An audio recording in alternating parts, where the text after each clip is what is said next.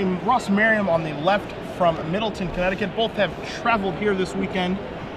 Both kind of playing their respective archetypes. John has been known to play a Tundra or two in his day for Legacy, and Ross has been playing Maverick for the past 4 or 5 months. Ross is the kind of guy who locks into a deck, Delver for Standard, Maverick for Legacy, and plays it until the cows come home.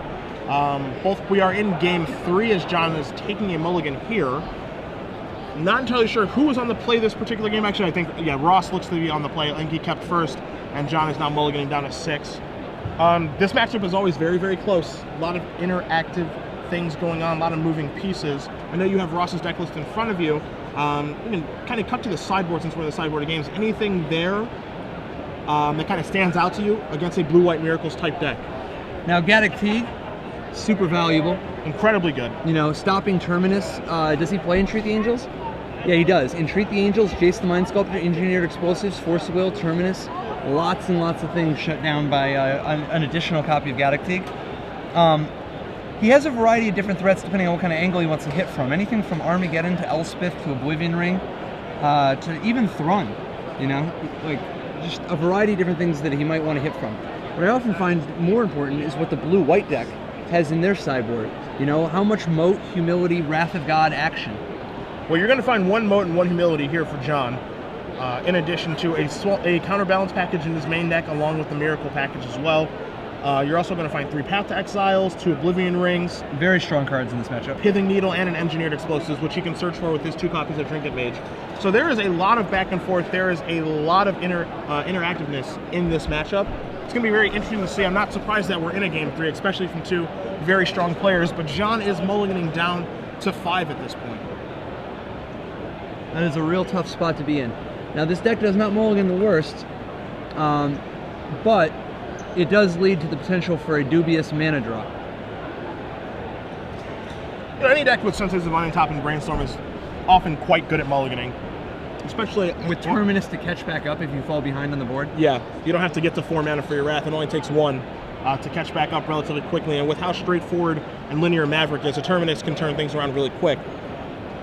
And as good as Gaddock Teague is in this matchup, John does have 4 Swords to Plowshares in addition to the 3 Paths in his sideboard. And the 2 O-Rings. And the 2 O-Rings. So you're going to see what I believe is a lot of those cards in his deck after sideboard, because Gaddock Teague is like a soft lock against him. It turns off a lot of his cards. Absolutely. Even the Moat and the Humility that are coming in are shut off by Gaddock Teague. Absolutely. In particular, this match is something that Ross really wants to see post-sideboard.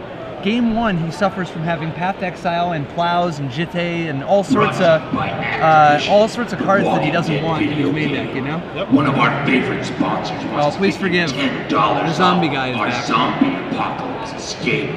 See if you can survive. Brought to you by your friends. Majorly stylish Beta Forest, Noble Hierarch. Escape the Horde. Penick with a very respectable 4 cards. Like, once he's down to such a small hand, and keep in mind, he was on the play, but once he's down to such a small hand, you can't really do too much better than having a removal spell, 4 mana, and a Jace. And you'll see that he's leaving up the 2 fetch lands. He doesn't want to get wastelanded, especially on this mulligan to 5. Absolutely. You see a wasteland in John's hand, which will likely be the next land that he does play, as we see a Knight of the Reliquary here on turn 2. He does draw another Jace. You saw the slow draw there, kind of hoping for a Terminus. Yeah. Now, Penick can actually play his Wasteland, threatening to waste the Savannah if he gets wasted, and plan on just next turn playing Jace, bounce the Knight of the Reliquary, right? Yep. Now, what's the worst thing that the Knight's going to go get? I mean, he can't go get the Pro Blue, you know, the land for the Sejuri Steppe. In this format, nobody plays that one. What does he have for this? And he does have a Dryad Arbor. He does have a Maze of It. They're just kind of the silver bullets. Mostly just wastelands, right? There's mostly wastelands. There's also a Rising Canopy and a Caracas for Ross, but there isn't any card that is just like really devastating. Nice thing about Caracas is, of course, the ability to protect your Gaddock Teague. Yes. But when Penick is showing a wasteland, probably better to just get yourself some wastelands, you know, or even just more fetch lands to stock your graveyard so you grind out your. Oh, okay. So we're going to see him search for a basic planes to Path to Exile Ross. Take care of the night before the night just starts activating. You know, even if it's going to get a Horizon Canopy, that's still value. So he wants to stop that from happening. And what you're going to notice in John's mana base, again, Wasteland being in play can threaten a Wasteland, but it's not going to get his Wasteland wastelanded, because that would be card disadvantage. Basic planes, and then Flooded Strand can search for basic island if he chooses to. So he's pretty Wasteland proof for a mulligan to 5. This is interesting. Ross has a bunch of mana and an Armageddon. Do you think he might make a move here? He knows that he doesn't have to deal with Counterspell. Oh, he decides to go with the sword. Body in mind. Coming from another angle. It is crazy to imagine that this is the same format that we were just watching. Yeah. Good afternoon, considering the last match, yeah. Next up on the main stage, Legacy is a Q&A, beautiful thing. Spotlight It's on my favorite Stan format Lee, by a mile. 2 p.m. By an actual Following mile. that will be singled out at 3 p.m. Look On at this, the both main players stage. fetching up basics for days. Well, what's interesting now, that sort of body in mind is very, very good against the 2 Jace hand that John has. Absolutely. Not only that, you know, you bring up the Armageddon, that could be forthcoming as well. Now is Ross just gonna equip?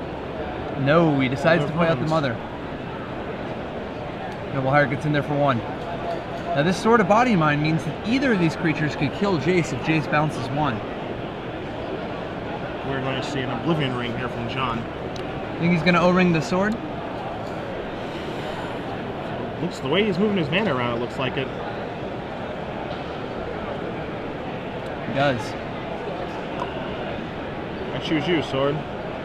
Now this does leave a brief chink in his armor. He doesn't have any permission, nor Oh, we're going to see it. this Armageddon is going to be devastating. Oh, we are going to see it. It is going to be very difficult for the good doctor to come back from this. We have a Force, and I think a Noble Hierarch post-combat, too. 2 Jaces in hand with 0 mana. He needs to both draw a mana and Miracle of Terminus to be back in this game. Yep. And another Noble Hierarch. Wow. And in for 3. For Excuse me, 4. for 4 with the Mother of Runes. Penick now facing a 4-turn clock with no mana and no salvation in sight. He needs to draw white mana ASAP. And almost all of Ross's draws are live now, too. As we see him searching, it draws a Stoneforge Mystic off the top. Wow. We know he has a Sword of Body Mind. What other equipment is hiding in his deck? Probably none. He doesn't have a very big Stoneforge package. Okay, he has 1 Jitte. Okay. I was gonna say, this is his Miser's Stoneforge Mystic. Okay. So, probably just 1 Jitte and 1 Sword of Body Mind after sideboarding. And it's not even clear the Jitte is right. It might be right to just play the sword and have the Stoneforge miss sometimes. Jitte hits the table. And we're going to be coming across for 4 more with the Mother of Runes. Some people wonder, Patrick, about Armageddon and if it's safe to reprint. Could it It is possibly not. come back? It is not. It is not. Wow, a blue mana. That is not a white mana. He is running out of time. So, This is 4 mana. That's and he is out of time. yeah. And the clock is over. Elspeth sending in the Stoneforge, keeping Mother of Runes up just for any shenanigans whatsoever. And that's the match. That's it. Penick offers the hand, and we have seen Ross Merriam, our finalist from the SCG Open standard portion here in LA, and a former SCG Open winner, making his mark on Legacy now. Is he up to 3-0? He's up to 3-0. He is up to 3-0.